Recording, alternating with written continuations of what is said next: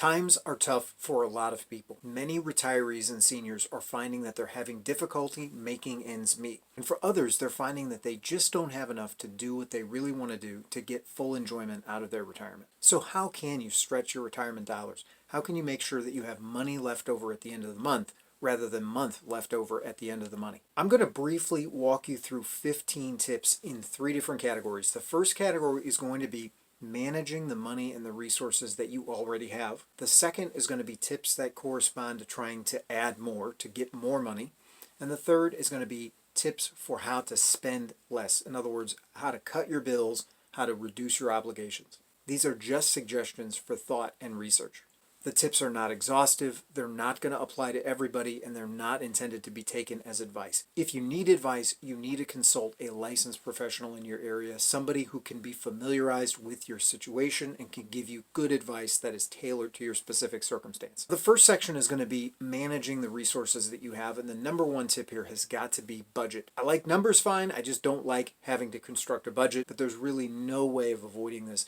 In order to change something, you really have to measure it. You have to keep track of it. And so that's really all a budget is. All we mean by budget here is just keep track of the income and expenses and try to find those areas that you can improve upon or change a little bit. And without the budgeting, really some of the other tips are just going to fall flat. The second thing is going to be reassess the various allocations that you might have in your retirement accounts and in other holdings that you have. This is especially important if it's been some time since you've sat down with your financial advisor. So maybe you had a money manager who retired and now his son or daughter is taking over the practice and you haven't even sat down and had a conversation with them yet. Do it. There's a number of important points that probably should be a part of that conversation. The first one is going to be having to do with the risk inherent in your allocations.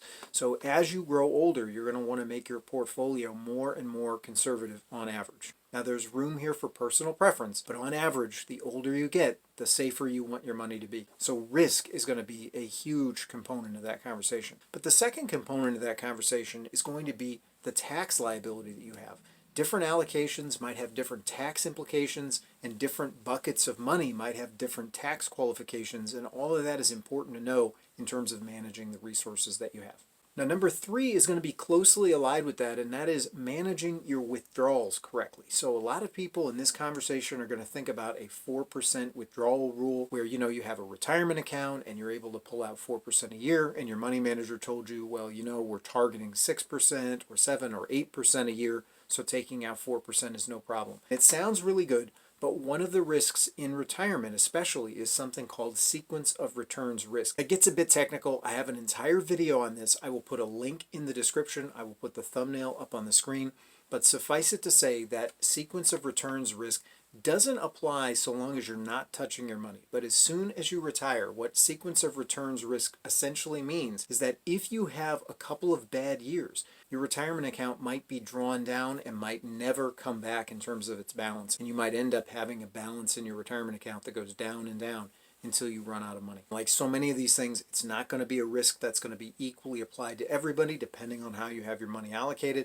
It's something you definitely want to have a conversation about. Now, a fourth tip is going to be get rid of things that you don't need. And I debated putting this in here. I kind of was thinking of it in terms of a garage sale, or even now in the information age, starting an eBay page or something like this. The reason I left it in was because I think that it has a number of different points of value. The first is that it can help you start thinking about being frugal and what you need versus what you want. The second thing is that it really does sort of apply to managing the resources that you have. And it can help you do practical things like kickstart an emergency fund. It can also help you to replenish an emergency fund if, for example, you had to draw one down in order to buy another appliance if one went out. But it also might be able to help you with more fun things, like to be able to pay for a vacation, depending on what you're selling and how much you get for it. The final reason that I kept it in was because selling some of the things that you no longer need can actually be good preparation for some of the other tips that we'll get into in just a moment. The fifth thing under the category of managing the resources that you have now is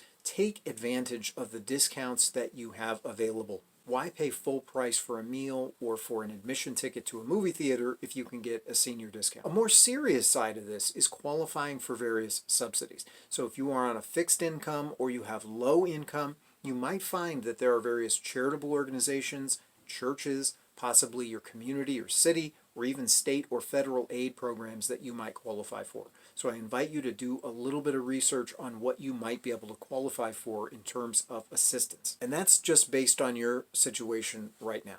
But there may come a point where the reality is you just simply don't have enough money, and then your options basically are just two.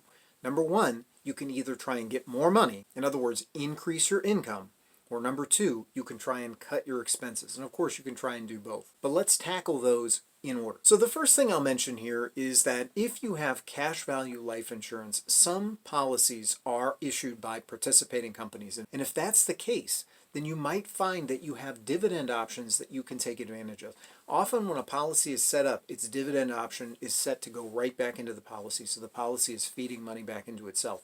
But you can elect to take those payments as cash, or you could elect to have them reduce the cost of your premium. Either way, you're going to end up adding additional money into your pocket every month. Now, another option, life insurance related, is that you can often take a life insurance policy and 1035 exchange it for an annuity. And so if there's cash value in the policy, you should be aware that you could also put that into an annuity and start receiving income payments from it. A final option here is a viatical settlement. This is a third-party company that might be willing to pay you money for your life insurance policy.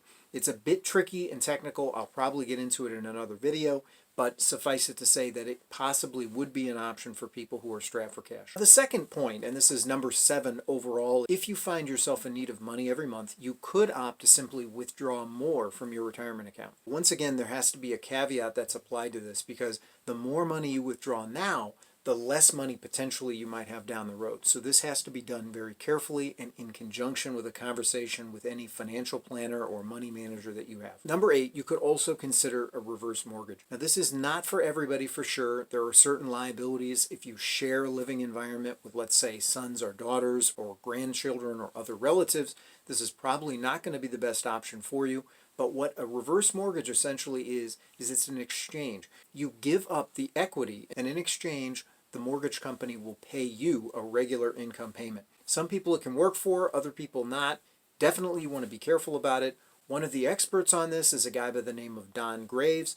He's got a lot of information on this if you search on that in Google. Another author is Mary Beth Franklin, who is an investment writer who has touched on reverse mortgages, and you can consult their works online. Ultimately, you may be faced with the prospect of simply working more or going back to work. There's a number of different ways to do this. The first way, of course, would be to return to the same job or to the same occupation that you had before you retired. For many people, that prospect is enough to cause panic attacks, so you need not think of it that way. There is, however, a concept called a hybrid retirement, and the basic idea here is that you supplement whatever retirement income you have with income that you're actually earning from some job. Now, sometimes this is what's called an encore career, meaning a career that you enter into after the career that basically got you up to your retirement in the first place, and that's one option. But a second option would simply be to do little side jobs or start a side business, and this is partly what I was thinking of earlier when I was saying eBay and various different garage sale kinds of activities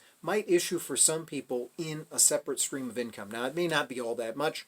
My grandma recently passed away. She had a bunch of miniatures and doll houses and other things, and my mom, who's interested in some of that, could conceivably open up a little internet storefront and have herself a little business selling those things or dealing in those online. Now, another aspect of this is what is sometimes called passive income generating projects. It's doubtful whether or not any activity is truly passive in the sense that it'll be completely hands-off at all times. Often in this category, we have things like rental properties, which of course those are passive to the extent that you're not actually having to perform maintenance or do other labor for that property. If you have a management company, it can help you out, but those income payments can be a real help to many people in retirement. There's also real estate investment trusts. You could get into peer-to-peer lending. We touched on life insurance dividends earlier, but of course you could put your money in dividend-paying stocks.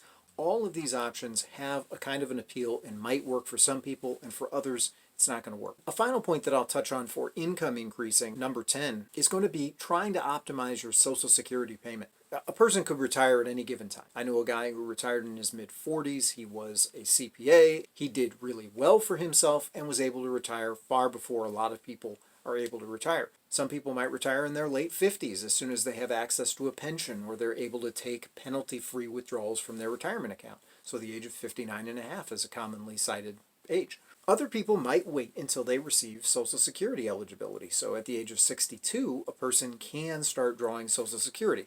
Now, your full retirement age is probably going to fall somewhere between 65 and 67, and that's the age at which you qualify for your primary insurance amount. But if you wait until the age of 70, you can actually get an 8% increase every year.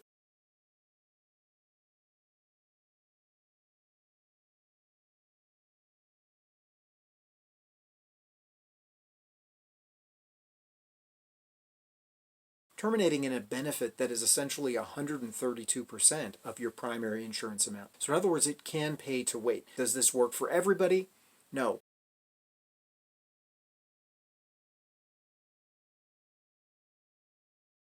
Is there a concern about the solvency of the Social Security system? There is, but those concerns about Social Security are likely to apply to people decades from now rather than immediately. But of course, once again, consult with a professional before making any of these decisions.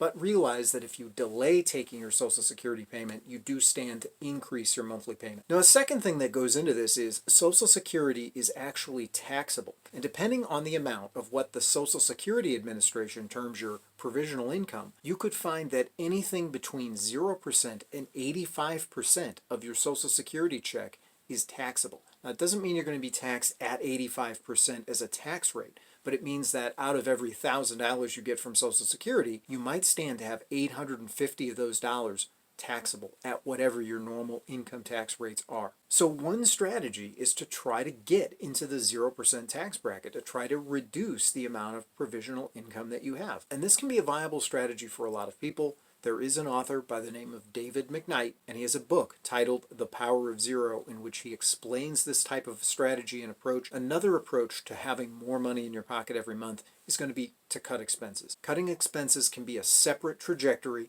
or it could go along with the managing strategies and also the increasing income strategies that we just discussed. Tip number 11 is going to be to try and reduce your housing expense. This can be done in a variety of ways. One possibility here would be to downsize, to get a smaller house. This would enable you to make smaller payments. You might even be able to pay the whole thing off with equity from a previous property. But another aspect of this might simply be to relocate to a different part of the country where either the cost of living is lower or the tax rates are lower. A final thing to mention under this point would be the possibility of paying your mortgage off using an asset that you have elsewhere. So for example, you might take a bunch of money from your retirement account and just pay your house off. Whether this is a good idea for you or not is going to be very situation dependent. It's also going to depend on things like what is the interest rate that you're paying versus what is the rate of return that you stand to get on your money. If your mortgage interest rate is hovering somewhere around 3%, then contrasting that interest rate with the amount of money that you stand to gain from your investments will help you to see what decision might be right for you. But there are many factors that go into this, and I would invite you to consult with an expert before making any decision. Of course, you also have other expenses. So usually there are mortgage, utility, and grocery expenses. So another aspect of trying to save money, number 12, is going to be to try to shave down your shopping costs. There are a number of obvious points to make here, like avoid name brands or use coupons. You can try and shop at secondhand stores for some of your merchandise. You can cancel subscriptions. You could reduce the amount of time you spend eating out and so on. For a lot of people, these tips are going to make their retirement a little less happy than it would have been otherwise. The mythology around retirement is that these are your golden years. This is the time when you're supposed to be splurging a little bit and eating out and visiting kids and grandkids and taking trips around the world. And so for a lot of people, this kind of cost cutting is going to really kill some of the joy that they have in their retirement. I can't say whether these tips are right for you, but all I can say is that these strategies are able to reduce some of your expenses, and you have to make that determination as to whether it's worth it for you. Now, another really easy thing would simply be to watch your subscriptions. Besides cutting out subscriptions, make sure that everything you pay for every month is something you actually want. So Amazon Prime, for example, maybe you signed up for it for some Christmas to get a delivery early and you never canceled it. Well, ask yourself if you really need those. And this is going to go all the way back to some of the first tips where I said the management and budgeting was super important, because it's going to be those kinds of activities when you really crunch the numbers where these things are going to become apparent to you. Another couple of possibilities would be to replace some of your appliances with energy-saving appliances. replace your incandescent light bulbs with LED light bulbs. A lot of other kinds of cost and energy saving devices can be had by going to your local Lowe's or Home Depot. But some of this conversation is going to be dependent upon the distinction between needs in retirement and wants in retirement. And for some people, again, really the retirement conception that they have is such that their wants really become needs. And this was gotten into online by a retirement expert by the name of Michael Kitzes. He's got a really good article on this, and if you want to explore more, I invite you to read that. But the bottom line point is if you don't have enough money, you've got to take from somewhere. You're either going to have to spend your time going back to work, you're going to have to tighten the belt a little bit in one area of your life. For some people, the choice is going to be between taking money away from themselves or taking money away from kids, grandkids, and heirs down the road. If you want to continue eating out, maybe what you would want to do is tap into that CD that you have sitting off to the side that you intended to be for the kids and grandkids when you pass. Maybe you have a life insurance policy that you can either surrender or that you could reduce pay up. So in a reduce paid up life insurance scenario, you would basically cut the premium payments off. In exchange for terminating the premium payments, the life insurance company would take the face value of the policy down.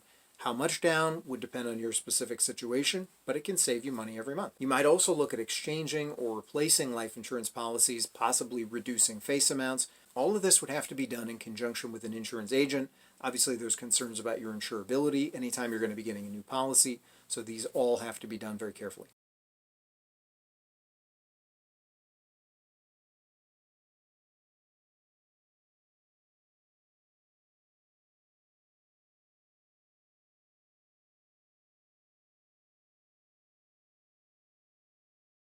An allied point here, though, is the point that you have to be careful about the amount of money that you're spending on other people. So, for instance, if you are supporting kids or grandkids, you want to at least know what your boundaries are and set clear boundaries. You don't want the spending you do for other people to be detrimental to your own retirement. And as retirement expert Tom Hegna has put it, don't leave your kids cash, don't leave them retirement accounts, leave them life insurance, because life insurance can be gotten for pennies on the dollar. So if you're concerned with legacy, that would be a conversation for you to have with money managers, financial planners, and life insurance agents. Another thing related to downsizing the house that we talked about earlier would be downsizing in other areas. So maybe you are a married couple and you have 2 cars and you've always had 2 cars, and it was necessary while you were both commuting in different directions to different jobs. Possibly now in retirement, you only need 1 car. You can save not only on a car payment, you could save on maintenance, you could save on registration, licensing, tagging, you could save on car insurance premiums. It might be wise to reduce